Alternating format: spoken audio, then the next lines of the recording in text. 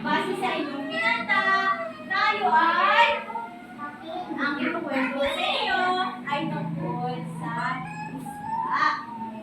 At ang pamagat ng ating kwento ay tungkol sa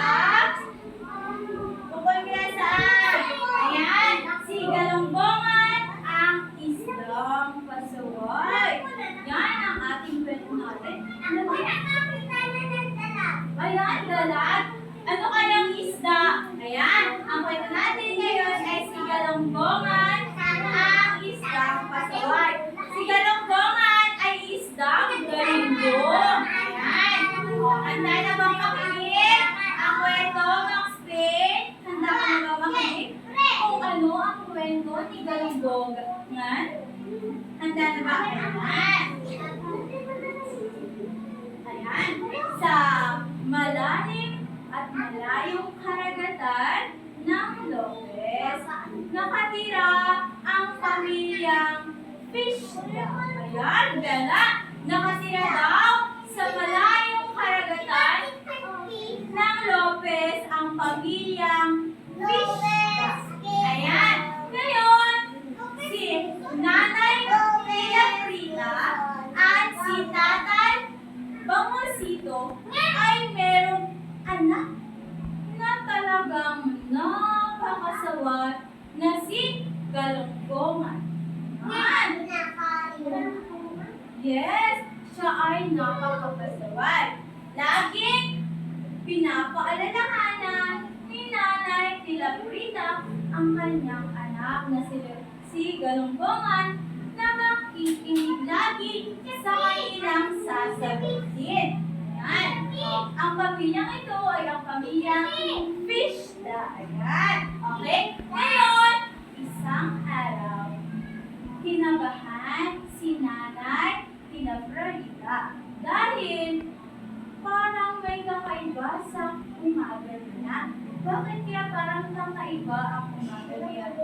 Kinabahan siya, kaya pagkagising niya agad, pinuntahan niya ang kanyang anak at bigla na lang napasabi, "Anak, huwag kang lalayo sa piling namin ng iyong itay dahil sa ating lugar ay mayroong mababangis na hayop na hindi mo pa nakikita." Ayan, kaya pala nasabi ni Nanay Rita ay nanaginip siya na kinuha daw si Galungbongan ng isang mabangis na hayop sa karagatan. At tugin din ng kanyang tatay na si Tatay Bangosito na makikinig lagi sa sasabihin ng kanyang mga magulang. Kinahapunan, inuusay ni Nanay Rita ang kanyang anak na bumili. At ang sabi niya ay, "Anak, maaari mo bang bilhan ng panglahok si nanay sa ating panghapunan?" At ang sagot naman ni Galungbongan ay, "Hay naku, ako na naman ang inutusan ni Ina." Ngayon, nabukto na naman si Galungbongan. At kahit masama ang loob ni Galungbongan, ay siya ay sumunod sa kanyang ina.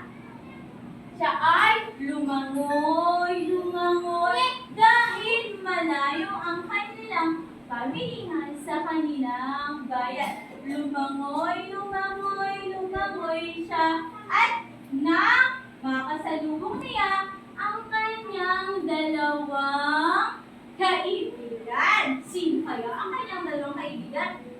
Ang unang kaibigan ay si Ipona at ang pangalo niyang kaibigan ay si Dilisa. Ayan. Si Ipona ay uri ng isang hipon at si Dilisa ay isang uri ng isda na tinatawag na dilis. Ayan. Maliit lang si Dilisa dahil ang isang dilis ay maliit lamang. Ayan. Tinawag siya ni Hipona at ni Dilisa at para maglaro. At ang sabi ni Hipona ay, Galunggong, galunggong, halika!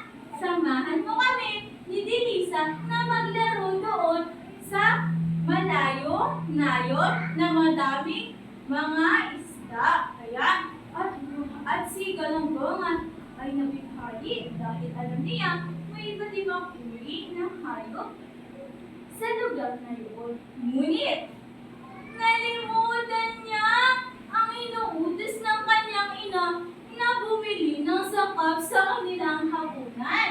Ayan, si Galunggong ay masayang nakikipaglaro sa kanyang mga kaibigan. Takbo doon, takbo rito, takbo doon. Ngunit, napalayo ang kanilang pagtakbo at paghahabulan. Saan kaya sila nagpunta? Lumangoy, lumangoy, lumangoy, lumangoy. Nauntog si Galunggong. Hindi na namalayan kung saan siya nauntog. At nang makita niya, hala!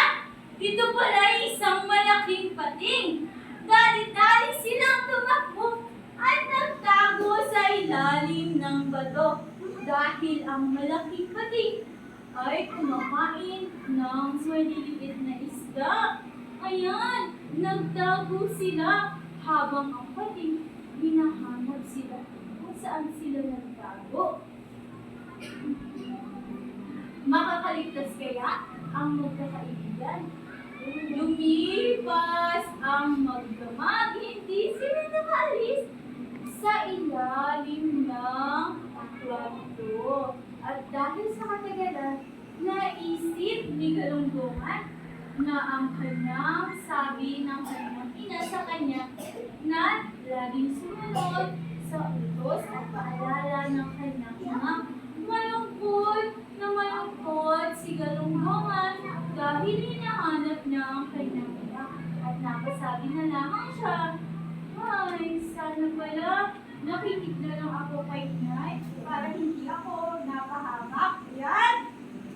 Kasunod ay lumipas ang magdamag hanggang pag-umaga. Sumilip si Delisa dahil si Delisa ay maliit. Makikita niya kung naandito ba ang pating. Sumilip si Delisa sa maikli at masinop na butas. At nang makita niya, ayan, wala na ang malaking pating.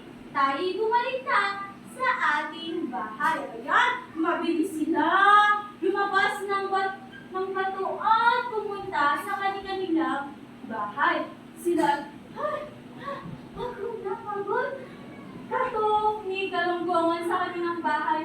Inay! Inay! Narito na po ako! Inay! Inay! Narito na po ako!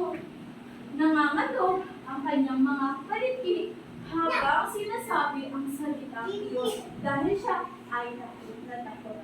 Pagbukas ng pintuan ng kanyang ina, ay agad niyang niyakap ang kanyang mga magulang. At sinabi niya na tama pala ang kanyang inay at ang kanyang itay na makikinig sa mga sinasabi para hindi tayo mapahamak.